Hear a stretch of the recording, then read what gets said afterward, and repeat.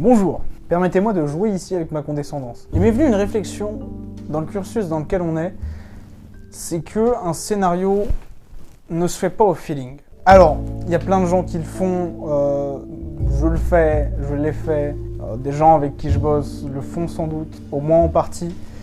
Et le feeling, ça a quelque chose à voir, mais c'est pas tout pour faire un bon scénar. Mais en fait, tu t'en rends compte en parlant, à force de parler en fait avec des gens qui en connaissent un peu plus sur le scénario, mais sur vraiment l'écriture technique du scénario, avec un type qui est doctorant en scénario aussi, enfin en tout cas qui va passer un doctorat en scénario, qui nous file un coup de paluche, tu te rends compte que c'est pas parce que ton scénario il est écrit en courrier taille 12 et formaté comme les autres scénarios le sont que c'est un bon scénario. Et même au contraire, c'est à quelque chose entre le fond de ce que tu veux dire et la forme de comment tu le lis. Je dirais que tu as une espèce de couche intermédiaire qui est le formatage de ton truc, c'est-à-dire qu'est-ce que tu dis. Et en gros, cette année, ce qu'on a appris en tips, c'est d'écrire le scénario brut, c'est-à-dire que tu vas pas te perdre à faire de la poésie, il faut que si tu décris quelque chose qu'on voit, c'est le plus simple, le plus brut de décoffrage possible. Ta phrase, c'est même pas « on voit au plafond un lustre passé d'âge ». Non, c'est « au plafond, un lustre rouillé type 1860 ».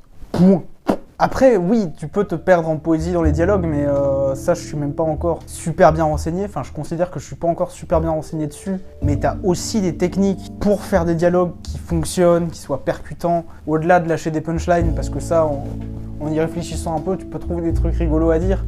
Mais il y a tout un tas de choses comme le côté duo-duel dans un dialogue, où tu essayes toujours de trouver une opposition quelque part, parce qu'un dialogue où les gens sont d'accord, c'est chiant. Et ça arrive dans la vraie vie. Et vous seriez tenté de me dire, à grand raison, que oui, mais si tu veux faire quelque chose de réaliste, autant que même les dialogues soient réalistes. Oui, mais non. Parce que c'est pareil dans les techniques pures dont on m'a parlé, c'est si tu fais quelque chose qui est trop réaliste, ça devient très vite chiant. Et ce qui paraît le plus réaliste à l'écran, c'est pas nécessairement ce qui est écrit comme étant le plus réaliste, et c'est même pas nécessairement ce qui est le plus réaliste dans la réalité. Ce serait bien ici d'avoir un exemple. Mais vu que c'est un peu une vidéo de remplissage que je fais là, parce que c'est l'été et tout ça, vive le fun, youpi, j'ai pas d'exemple. Bonjour, je travaille mes vidéos.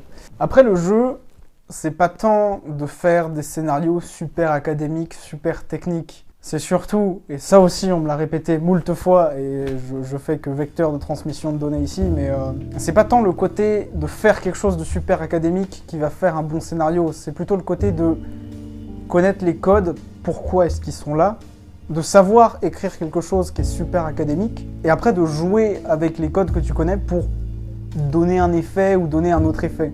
Et dans les trucs qu'on est en train d'écrire en ce moment, tu vois que ça fonctionne.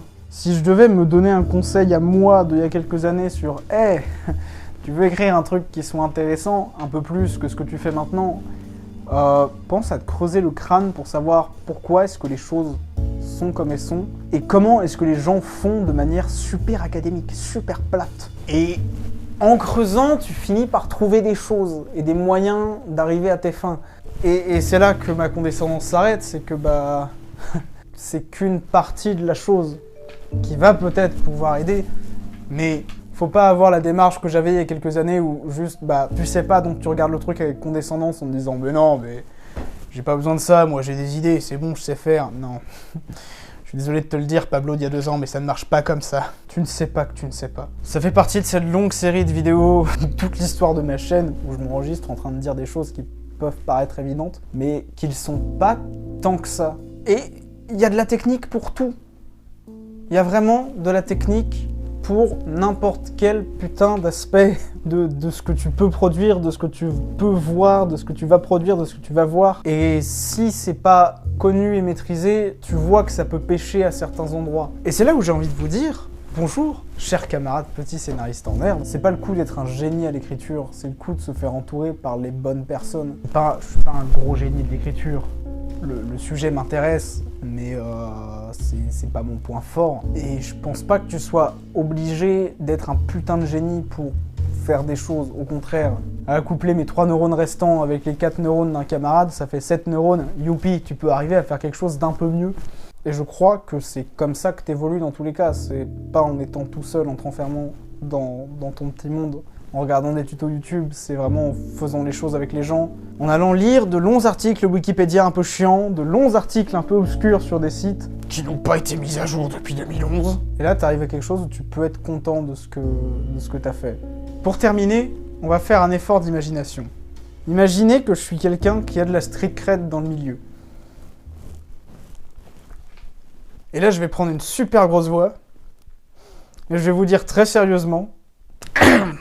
Pour réussir, gamin, tu vois, tu veux aller prendre cette colline là-bas. C'est le mot de Richelieu. Il faut pas seulement des gens motivés. Il faut des armes, et les bonnes. Et il faut des gens qui t'apprennent à t'en servir. Ton arme, c'est les outils scénaristiques, et les gens qui vont t'apprendre à t'en servir, c'est des gens qui font du scénario au niveau professionnel. Voilà, c'est peut-être pas évident à trouver. Et franchement, bah, débrouille-toi. Envoie des messages à des gens qui sont ton plus 1 peut-être, ou ton plus 2, dans le sens... des gens qui ont été en école avant toi, et c'est ce que j'ai fait, et ça marche, enfin je crois. Et voilà, c'est tout pour moi, j'espère que vous aurez apprécié ce ramassis de banalités condescendantes, et je vous dis à une prochaine. N'hésitez pas à vous abonner, à liker, à partager cette vidéo, et puis la bise.